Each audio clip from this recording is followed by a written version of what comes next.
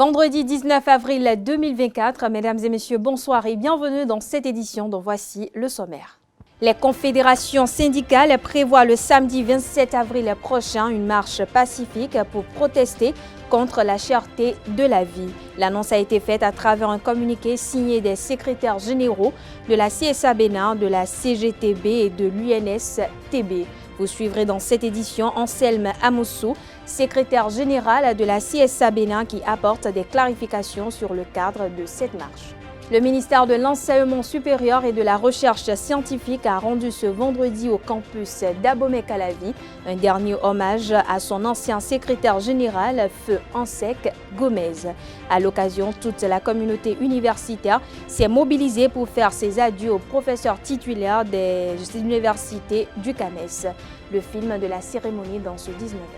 En sport, le Bénin se positionne bien sur le plan africain comme sur le plan mondial. Classé 25e sur les 182 nations en lice, il occupe la deuxième place sur le continent africain et cumule 408 023 points après l'Égypte, le Kenya et l'Ouganda. Un classement publié par la Fédération internationale de basket cette semaine. Plus de détails dans un instant.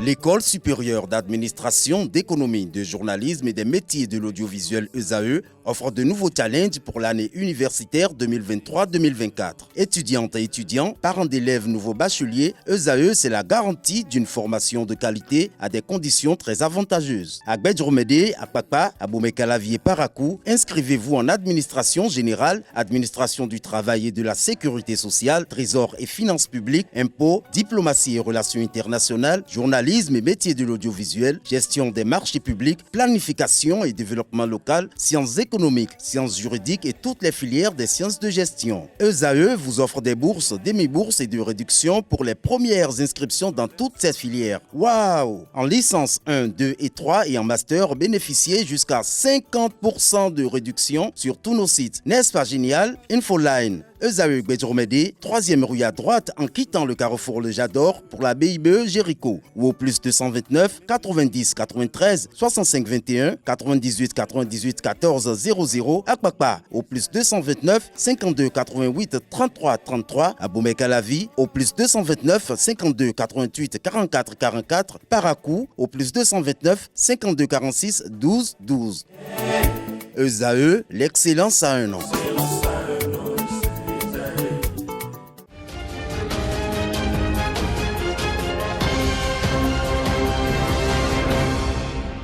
Un nouveau bonsoir, merci de nous préférer pour vous informer et bienvenue si vous nous rejoignez. Le samedi 27 avril prochain, des confédérations syndicales feront une marche pacifique pour protester contre la cherté de la vie. L'annonce a été faite à travers un communiqué signé des secrétaires généraux de la CSA Bénin, Anselme Amoussou, de la CGTB, Bachabi Moudassirou et de l'UNSTB, Apollinaire Afeoui.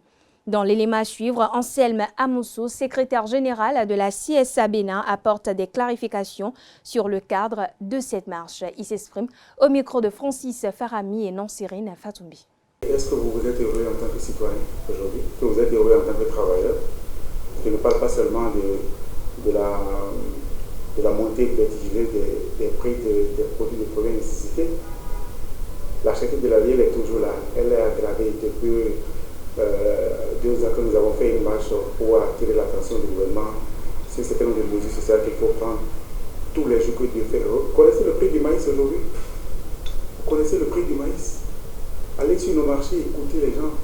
En tant que citoyen, on a le sentiment quand même, que tout le monde le remarque, qu'il y a un mal-être général.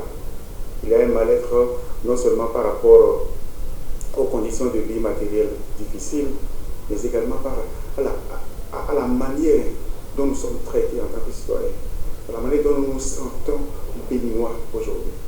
Regardez les réformes, il n'y a plus de dialogue, il n'y a plus de concertation, il n'y a plus rien. Tout nous tombe dessus tous les jours, comme si nous étions du bétail. Donc, bien entendu, je ne vais pas énumérer tous les problèmes spécifiques qu'il y a dans tous les secteurs d'activité aujourd'hui. Le travail de l'informel, c'est un problème de tous les jours, avec les impôts, avec aujourd'hui la manière désastreuse dont la police fait son travail. Et par rapport à cela, nous avons voulu jouer notre partition. Vous savez très bien que ma confédération et les deux autres avec lesquels nous voulons organiser cette marche sont des organisations qui ont déjà montré la vision qu'elles ont du syndicalisme et du développement. Le syndicalisme qui dialogue. Cette marche, nous l'organisons justement pour exprimer notre ras-le-bol face à certaines situations qui sont devenues de plus en plus intenables aujourd'hui pour nous. Et c'est à la demande des travailleurs, c'est à la demande des citoyens. C'est pour cela que cette marche ne pouvait qu'être organisée parce que nous sommes bien entendu les porte-parole de ceux qui nous ont élus. Donc cette marche, c'est pour tout cela. Et si vous vous sentez concerné, vous devez absolument venir pour participer à cette manifestation. Elle est pacifique. Elle n'est pas politique. Elle est tout à fait pacifique. Elle est corporatiste. C'est une marche des travailleurs organisée par les travailleurs, pour les citoyens. Et je pense que dans une gouvernance, on a besoin également que les gouvernants entendent ce genre de cri de cœur, ce genre de mécontentement. Ils ont besoin de l'entendre pour faire les différents ajustements qu'il faut. Notre pays aujourd'hui a besoin que l'opinion publique puisse s'exprimer clairement et dire je ne suis pas content de telle chose, surtout par rapport à la situation socio-économique de notre pays. Il faut que ça avance. On a beau nous allier toutes les performances économiques du Bénin à l'intérieur et la bonne réputation que nous aurions auprès des bailleurs de fonds et des partenaires techniques et financiers. Mais si à l'intérieur du pays, nous qui produisons de la richesse, nous avons le sentiment que nous sommes marginalisés, brimés, frustrés, il y a quelque chose qui ne marche pas. Et donc cette embellie que l'on nous vend peut ne pas durer. Et c'est notre devoir en tant qu'acteurs sociaux également d'éviter que le gouvernement nous donne sous ses lauriers et continue d'avancer alors que, bien entendu, il a besoin de faire une pause et de regarder autour de lui pour voir si l'action gouvernementale produit vraiment du bonheur pour la majorité, produit des rires, des sourires pour la majorité. Si ce n'est pas le cas, il faut bien entendu changer de cap et inclure, disons, ce que nous appelons le vrai social au cœur de la gouvernance. Restons toujours avec Anselme Amoussou qui revient cette fois-ci sur l'itinéraire de cette marche. On regarde. Ce que nous voulons par rapport à cette marche, c'est d'attirer l'attention de l'opinion publique, nationale et internationale, et de leur montrer que ça va mal, que nous sommes mal au Bénin et que nous avons besoin d'une gouvernance qui change un peu de couleur, qui change un peu d'attitude, qui change un peu de communication. Et donc, de ce point de vue, notre itinéraire ne doit pas être un itinéraire caché. C'est un itinéraire qui a été bien pensé, bien choisi pour montrer à tous les citoyens, à tous ceux qui viennent à Cotonou le 27 avril, que les travailleurs et les citoyens ne sont pas contents. Donc vous voyez bien que ça passe par Topa, et tout le monde sait l'importance du Topa aujourd'hui, le marché du Topa pour le Bénin, pour la cité de Cotonou. Et nous voulons aboutir à l'étoile rouge. Nous voulons aboutir à la place de l'étoile rouge. C'est à cette place que nous lirons notre déclaration. Parce que notre déclaration est adressée au peuple, est adressée aux citoyens, est adressée aux Béninois. Et comme notre gouvernement est fait de Béninois et de citoyens, ils devraient entendre ça également, même si on ne vient pas le lire devant leur ministère ou devant leur bureau. Nous avons toujours prôné l'unité d'action syndicale. Tout le monde sait que l'union fait la force. Et il est temps, ce qui nous arrive aujourd'hui dans le mouvement syndical béninois dépend en grande partie de notre manière de fonctionner, de nos guerres intestines, de nos guerres de leadership. Et nous avons compris. Et quand nous avons compris, nous nous sommes rapprochés, nous qui avons, des similitudes dans notre manière de fonctionner au sein de nos organisations, nous sommes rapprochés. Donc, ça fait un moment que nous travaillons ensemble au niveau de ces trois organisations syndicales, la CSA Bénin, la CIETB et l'UNSTB. Et donc, naturellement, ça c'est un moment important de notre manière de travailler ensemble. Ça ne date pas de maintenant. Depuis plusieurs années, on a commencé déjà à se parler, on a commencé à échanger pour voir quelle est la meilleure manière de réussir le changement au niveau du fonctionnement du mouvement syndical au Bénin. Il est temps que nous puissions sortir de là. Parce qu'un mouvement syndical qui est fort, discipliné, formé, compétent et responsable est puissant levier de développement également pour une gouvernance. Donc, les gouvernants ont besoin d'avoir en face des partenaires sociaux qui savent de quoi ils parlent, qui peuvent mobiliser les travailleurs autour d'un certain nombre de valeurs importantes pour la République et pour le développement. Et c'est à ça que nous travaillons. Je l'annonce au sommaire de cette édition, le ministère de l'Enseignement supérieur et de la Recherche scientifique a rendu un dernier hommage à son ancien secrétaire général, Feu Ansek Gomez. C'était ce vendredi 19 avril au campus d'Abomey-Calavi. À cette occasion, toute la communauté universitaire s'est mobilisée pour faire ses adieux aux professeurs titulaires des universités du CAMES. Le reportage est signé Seton Delarios Adjagueno. Vendredi du 9 avril 2024, une atmosphère lourde règne au campus d'Abomey-Calavi. Et collègues du ministère de l'Enseignement supérieur et de la Recherche scientifique, et collègues universitaires et étudiants et membres des familles biologiques et politiques ont le cœur lourd au moment de dire les adieux à feu professeur Kwame Ansek Gomez. Ma douleur, disais-je, est si grande que je ne peux que me remettre au Tout-Puissant.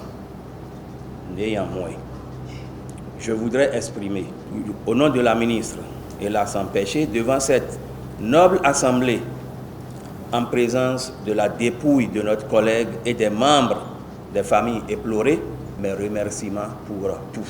Je puis affirmer aujourd'hui qu'un proche collègue, un dévoué au travail s'en est allé, alors même que nous avons encore besoin de ses précieux services et surtout de sa science. Le secrétaire général de notre ministère préféra nous tourner définitivement le dos. Arrivé au ministère en décembre 2021, Feu Ansek Gomez jouait plus que le rôle du patron de l'administration au sein de l'équipe de la ministre Éléonore Yahi Ladekan. Grâce à ses précieux talents de fin négociateur, notre département ministériel baigne depuis lors dans un climat de paix et de sécurité. À la tête de la commission administrative paritaire, donc CAP, il gérait avec beaucoup de dextérité et de sagesse les conflits sociaux au sein du ministère. De même, les chercheurs du Bénin le célébreront, hélas désormais à titre posthume. Car avec lui, un travail colossal de défrichement et d'assainissement est en cours dans ce secteur. Le premier pas et le plus important ayant déjà été posé de son vivant. Je fais référence ici à la politique nationale de la recherche et de l'innovation, dont les activités d'élaboration ont été exécutées sous sa direction. Notre secteur gardera donc de vous le souvenir des valeurs nobles que vous incarniez. Humilité, sociabilité, générosité, disponibilité, rigueur, humour, engagement et abnégation représentent quelques traits du personnage Kwame Ansek Gomez. Sortant des sentiers battus, l'homme se voulait toujours imaginatif et créatif. Durant sa carrière, Feu Gomez Kwame Ansek s'est fait remarquer par sa courtoisie, sa perspicacité, son humilité, sa disponibilité, son sens élevé de devoir et son talent de travailleur infatigable. Son élan de générosité était devenu un trait de caractère. Parfois taquin, il était blagueur et plein d'humour. Son allure fière, conjuguée à sa démarche dignitaire, ont fait de lui ce que nous appelons affectueusement Monsieur le médiateur. Géographe, professeur titulaire des universités du CAMES, Ansek Gomez a laissé des empreintes indélébiles dans la vie de ses apprenants. Nous ressentons tous le sentiment d'une grande perte que rien ne pourra combler, qui nous dira encore avec humilité qu'il n'est mentionné nulle part que c'est l'autre qui doit te saluer en premier. Quel que soit ton âge, sois le premier à le saluer et quand il s'agit de moi, rester assis pour me saluer. Tels étaient les propos de notre professeur. Professeur Gomez, papa, ton silence nous déstabilise et ton absence crée un profond vide qui ne saurait être comblé. Le départ brusque du récent chevalier de l'Ordre national du mérite du Bénin, distinction reçue à quelques jours de son décès, le 18 mars 2024, attriste aussi bien la communauté universitaire que sa famille biologique. Papa, tu as été un véritable pilier pour toute la famille. Au quotidien, tu étais l'homme de la situation, toujours présent. En plus d'être un papa aimant, sensible et généreux, plus qu'un père, tu as été notre mentor, notre héros, notre leader, notre ami et surtout notre frère. Aujourd'hui, c'est à nous de te dire à quel point tu vas nous manquer pour le reste de nos vies. Je voudrais ici, au nom de mes frères et sœurs, dire un sincère merci à vous tous ici présents, mesdames et messieurs, en vos rangs, grades et distinctions, pour l'avoir côtoyé. Ancien vice-recteur chargé de la coopération interuniversitaire, des partenariats et de l'insertion professionnelle de l'Université de Parakou, ancien secrétaire général, ancien directeur adjoint de cabinet et plus tard directeur de cabinet du ministère de l'Environnement, de l'Habitat et de l'Urbanisme, Kwame Ansek Gomez, le serviteur de la nation, va être conduit à sa dernière demeure chez lui à Banté à l'âge de 57 ans. Autre information dans cette édition, le capitaine de vaisseau Jean-Léon Olatunji, ancien chef d'état-major de la marine béninoise, a comparu à nouveau ce jeudi 18 avril 2024 à la brigade économique et financière BEF. Il a été écouté dans le cadre d'une affaire de vol présumé de carburant à la marine pendant qu'il était patron. Selon les informations, aucun grief n'est fait à l'officier supérieur dans ce dossier de vol présumé de carburant. Il est écouté pour les besoins de l'enquête. Le dossier pour lequel il est écouté est devant la Cour de répression des infractions économiques et du terrorisme CRIET. Une audience correctionnelle a eu lieu le jeudi 4 avril dernier. Au total, 14 soldats des forces navales sont poursuivis dans ce dossier. Le parquet spécial les poursuit pour des faits présumés d'abus de fonction, recel de vol et blanchiment de capitaux. Les mis en cause sont accusés d'avoir pompé du carburant dans les réserves de l'armée et mis en vente. Mais les prévenus ont tous rejeté les faits. Tous ne sont pas gardés en détention. Notons que 8 parmi eux sont sous mandat de dépôt et 6 parmi eux également sont poursuivis sans mandat de dépôt. On parle toujours justice. La Cour de répression des infractions économiques et du terrorisme CRIET a requis 3 ans de prison ferme contre un individu dans une affaire d'escroquerie en parcelle. Le prévenu est accusé dans un achat de parcelle d'un demi-hectare à Tori qui ne lui appartenait pas. Le prêtre aurait constaté qu'un autre propriétaire a mis sa plaque sur le terrain et a donc décidé de saisir la justice pour réclamer son argent. Lors de la précédente audience, le prévenu a reconnu que la parcelle ne lui appartenait pas. Il a confié avoir proposé un autre endroit au prêtre pour le dédommager, mais l'homme de Dieu a refusé, indiquant qu'il ne voulait plus rien acheter. Le ministère public a demandé à la Cour spéciale de condamner le présumé escroc à payer la somme de 2 millions de francs CFA comme amende, en plus de la peine d'emprisonnement. Le magistrat a suggéré au juge d'astreindre le prévenu à rembourser les 4 millions de francs CFA du prêtre. Il propose à la Cour de décider du montant des dommages et intérêts au préjudice causé à la victime. Après les réquisitions du substitut, la Cour a renvoyé le dossier au 23 mai prochain.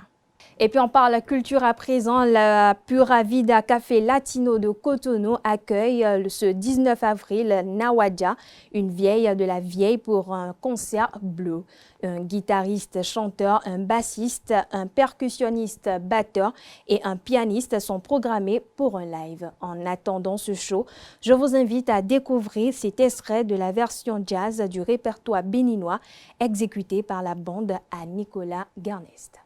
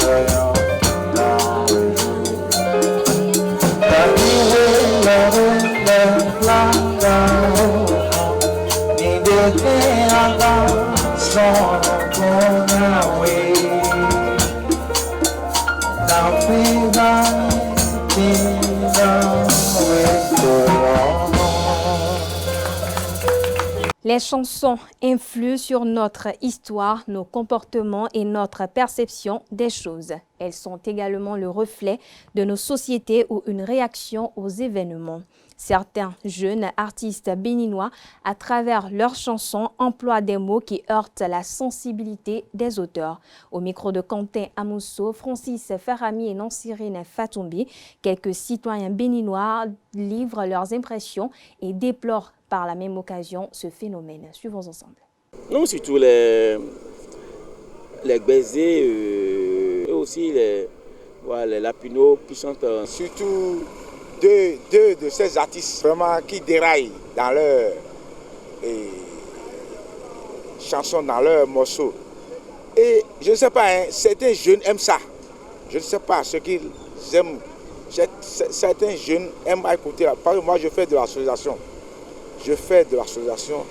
Et parfois, si tu mets ça dedans, là, ça suscite l'angoisse de la jeunesse. On sent que maintenant, la jeunesse est présente, quoi. Et même si tu ne fais pas, si tu ne joues pas, on va te demander de jouer ça. Et tu vas voir même les vieilles mamans qui dansent ça. Il y a une fille d'une jeune et je maîtrise bien les chansons de chez nous. Et Bédin, sans vous mentir, moi je ne l'aime même pas. C'est que je envie de danser. Parce que nous donnons ma haine. Ce que je vais dire, en ce qui concerne toujours côté sexuel, s'il veut dire ça, ça dit, il dit ça de la manière. Mais si tu es un enfant, tu ne peux pas vite comprendre. À moins que c'est un âgé qui va t'expliquer ce que c'est tel, ça tu dis. Vraiment, c'est là, c'est de n'importe quoi. C'est de n'importe quoi. Et c'est ça que la jeunesse aime. Tu vas avec les polyrythmos, les sabots, moi j'adore ça. Tu vois surtout Sena Joy. Sena Joy là, elle a un morceau fétiche là. N'importe où tu mets ça dedans là, tout le monde aime. C'est vrai que tu dis, mais on dit mais il y a quoi. C'est que il y a de telle manière que nana mes exemple hasino pepe ton là. Alors oh et dans donc donc et malebo hen zegba. Mi mama mais nous to yan yo do etima mais ema ze jiron kokore. Doit être le genre, je prends l'exemple d'un artiste très jeune. Bon, Asigo Bombon. Bon, il y a un né, il y a un né. Nous, il doit être genre, on les dit, il faut les dollars à l'ISPP devant. Sans vous mentir, Big Brain doit aller à l'ISPP. Mais où côté est quoi? Bobo Chirina. Mais il m'a l'air beau, on zegba. Nous, il doit être à mon Asigo Bombon. Au Miazé, nous, à Tokundi, non, c'est pas bon. Pour tel, il y a une vision de mais ces artistes ont respecté le nom. Où c'est la leçon de vie, c'est nos vécus quotidiens là, qui chantent ces artistes-là. Moi, je suis à Iso. Mais souvent, quand tu vois, si soit dans mon téléphone ou bien à la maison, moi, je ne joue que à l'écouter en haut, à les vies, baiser. Tu comprends? C'est moi ça. Quand je fais ça, mon enfant aussi, il a commencé à copier ça un peu. Et puis on parle sport à présent. Le Bénin se positionne bien sur le plan africain comme sur le plan mondial. Selon le nouveau classement de la Fédération internationale de basketball, FIBA, le Bénin occupe la 2e place sur le continent africain en termes de points cumulés. Avec 408 023 points, il vient après l'Égypte, le Kenya et l'Ouganda. La Fédération internationale de basketball a publié ce mercredi 17 avril 2024 le nouveau classement de basketball 3x3. Au plan mondial, le Bénin est classé 25e sur les 182 nations classées. Le Nigeria, quant à lui, est classé 10e au plan africain et 72e au plan mondial. Le Burkina Faso, 20e nation africaine et 104e nation dans le monde. Cette ascension du Bénin est le fruit des récentes performances des équipes nationales béninoises 3x3. Les Amazones et les Guépards, lors des compétitions majeures telles que les Jeux africains d'Accra 2023 et les Games of the Future 2024, se sont bien illustrés. Leurs performances ont contribué de manière significative à la montée en puissance du Bénin sur la scène internationale du basketball 3x3. Toujours dans le même registre, le Game to des Plays-Off national de la Ligue Pro de basketball du Bénin se dispute ce samedi sur le parquet du centre communautaire EYA de Cotonou. Élan Coton BBC reçoit Aspal BBC de Parakou. Chez les hommes vainqueurs à l'aller, les doubles champions en titre partent favoris pour arracher leur ticket pour la finale. La seconde demi-finale retour va mettre aux prises Longu BBC et Basila à Énergie BBC. Les électriciens ont obtenu une large victoire à l'aller. Chez les dames, Énergie se déplace sur le parquet de Cavalier de Niki après sa victoire écrasante au Game On. Élan Coton accueille Koburu BBC de Parakou au centre communautaire EYA. À suivre dans cette rencontre, une jeune joueuse prometteuse du club Paraquois, Honorine Laourou. Découvrez son portrait dans cet élément signé Setondelarios Adjagona.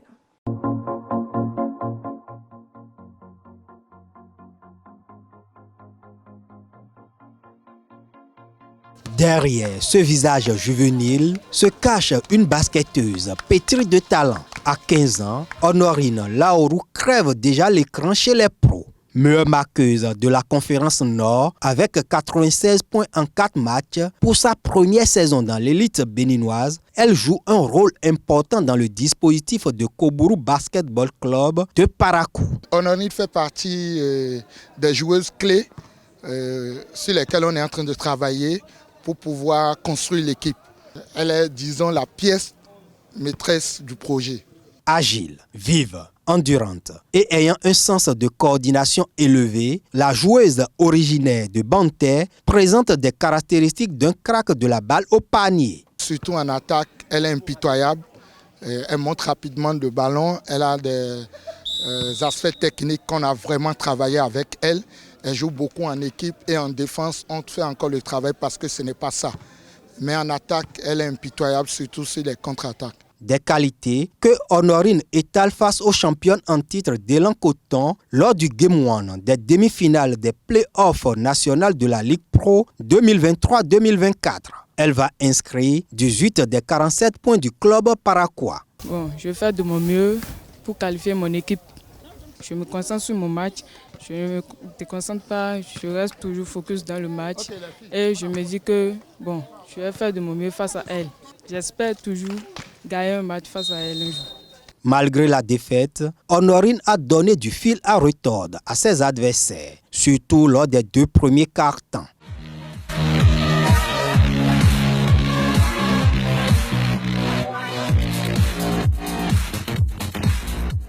(1,65 m) de taille, la meneuse de jeu a été détectée en 2020 par Christian Atti. J'étais élève en 6e quand j'ai commencé le basketball à Glazoué. Je suis venu au stade de Glazoué, j'ai rencontré mon coach Atti Christian, le héros de la Fédé. C'est lui qui m'a amené dans l'équipe Koburu. Avant d'atterrir à Koburu BBC, Honorine effectue ses débuts au sein du club, mais magique. Ses premières touches de balle révèlent tout son talent, indique son coach formateur.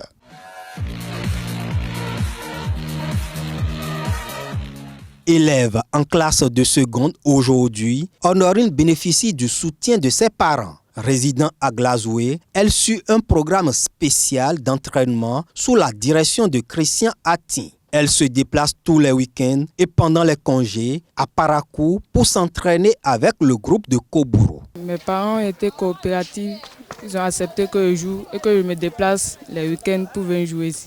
Grand espoir du basketball, Honorine Laourou s'inspire des styles de jeu de basketteurs de renom aussi bien au Bénin qu'à l'international. Au Bénin, bon, quand je regarde le basketball, mon idole c'est le grand, l'international Tawa.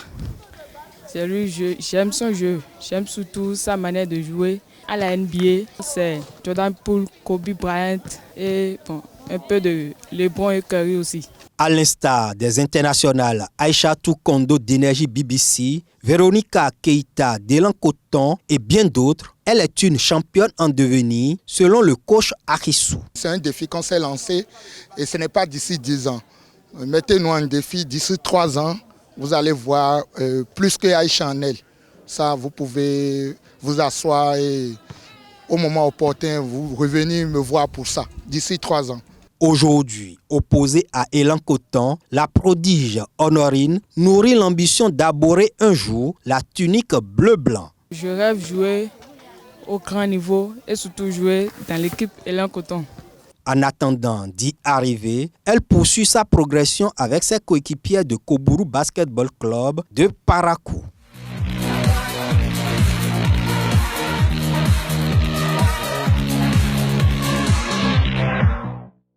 Et ce sera tout, chers internautes, pour cette édition. Merci de l'avoir suivi, merci de votre fidélité. Excellent week-end à toutes et à tous.